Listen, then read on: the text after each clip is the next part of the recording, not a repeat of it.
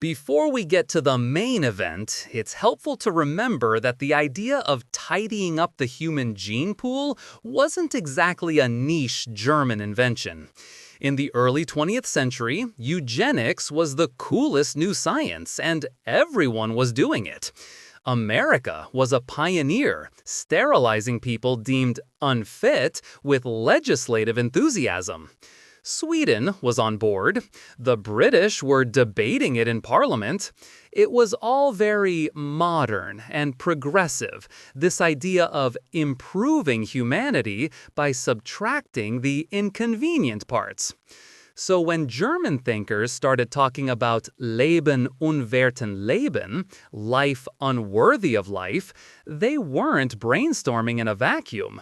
They were just taking a popular, terrible idea and applying a terrifying level of German efficiency to it. So, how do you start a state-sponsored murder program? You don't pass a law. That's messy and leaves a paper trail. Instead, you get a very powerful man to write a very short memo. In October 1939, a letter was produced, conveniently backdated to September 1st to coincide with the start of the war. It authorized two men, Karl Brandt, a personal physician, and Philip Buehler, head of a private office, to grant a mercy death to the incurably ill. This wasn't run by the health ministry, oh no, it was run out of the chancellery, a private, party-controlled office. This setup was brilliant in its own awful way.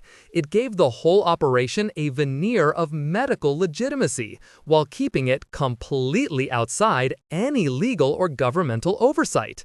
It was a private project, like building a gazebo, except for mass murder. With the legal side sorted, it was time for paperwork, mountains of it. The organizers sent out registration forms called Meldebogen to every hospital, asylum, and nursing home. Doctors and midwives were required, by law, to report any child under 3 with suspected hereditary diseases. Later, it expanded to all ages. These forms were then sent to a panel of experts who never met, saw, or examined a single patient. They sat at their desks, looked at a brief description, and made a mark. A red plus sign meant death. A blue minus sign meant life.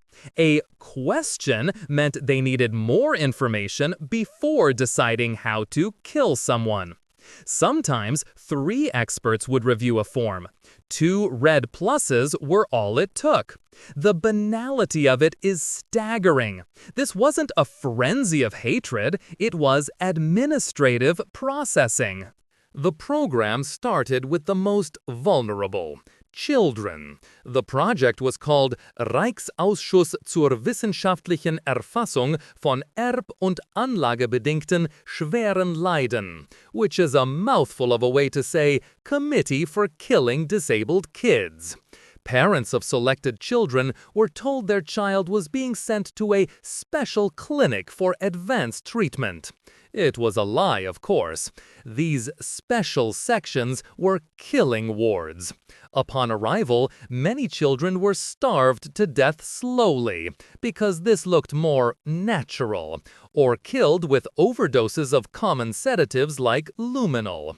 The staff would observe the children's slow decline, taking scientific notes. For science. It was the perfect test run, a proof of concept for a much larger, more ambitious project. With the child-killing program running smoothly, it was time to expand to adults. This new phase needed a name, and in a masterstroke of bureaucratic dullness, they named it Action T-4. Why T4? Because the main office was located at Tiergartenstrasse 4 in Berlin. That's it. No menacing code name, no dramatic flair, just the street address.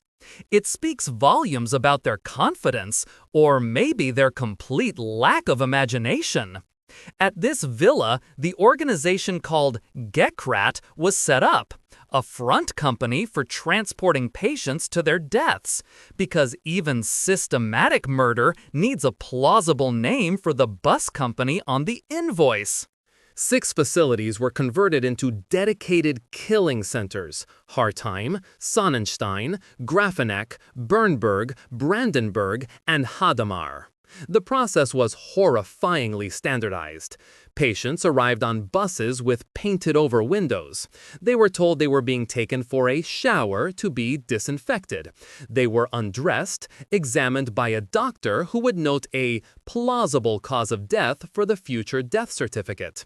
Then they were led into a sealed room disguised as a shower. Carbon monoxide, supplied by the chemical company IG Farben, was piped in. Staff doctors would watch through a pee-hole until everyone was dead. After, workers with gold teeth to pull and crematoria to run would take over. This was the assembly line, perfected and ready for export. How do you get a country to accept this? You frame it as a fiscal responsibility. A massive propaganda campaign was launched to convince Germans that caring for the disabled was an unaffordable burden on the healthy Aryan community. They made posters and pamphlets with detailed calculations.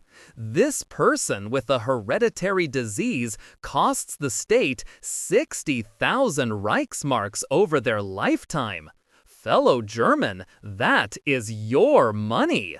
There were movies like Opfer der Vergangenheit, Victims of the Past, shown in cinemas. It was a cold economic argument.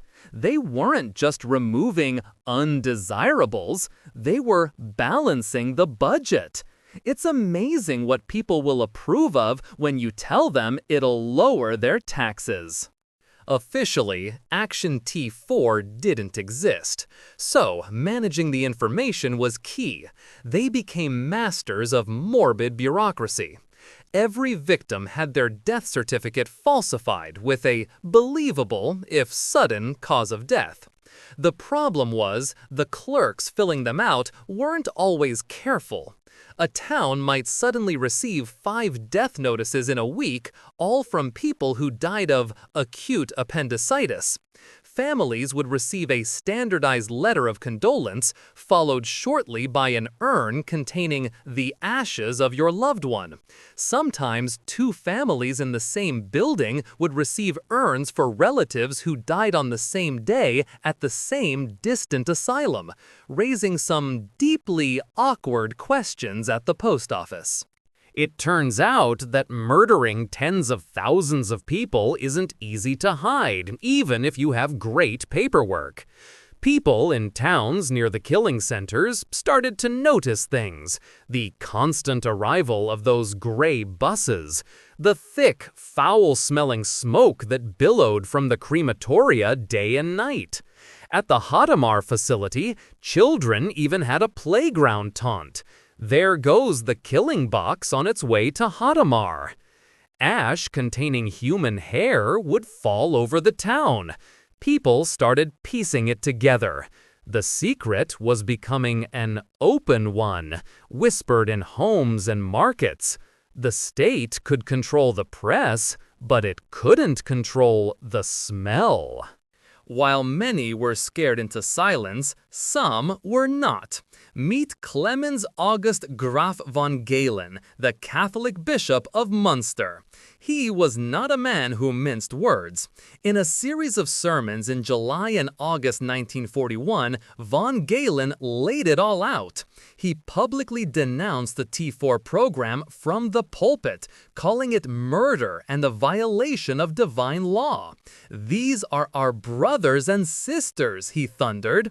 Copies of his sermon were secretly printed and distributed throughout Germany. This was a direct challenge the regime couldn't easily ignore. You can arrest a political dissident, but arresting a hugely popular bishop in the middle of a war is a public relations nightmare. Suddenly, the whispers had a very loud, very angry voice. The combination of growing public unease and von Galen's sermons put the regime in a tight spot. So, on August 24, 1941, an order was issued to officially halt Action T4. The gas chambers in the 6 centers were dismantled. On paper, the program was over. Victory for public decency, right? Not exactly. The halt was a strategic retreat, not a change of heart. They didn't stop because they realized it was wrong. They stopped because it was becoming inconvenient. By this point, over 70,000 people had been murdered, and the experts who ran the program were now unemployed. But not for long. So, did the killing stop? Of course not. It just became decentralized. It entered a phase known as wild euthanasia, where individual doctors in asylums continued the work on their own initiative, using starvation and lethal injection. The total number of victims would eventually climb towards 300,000.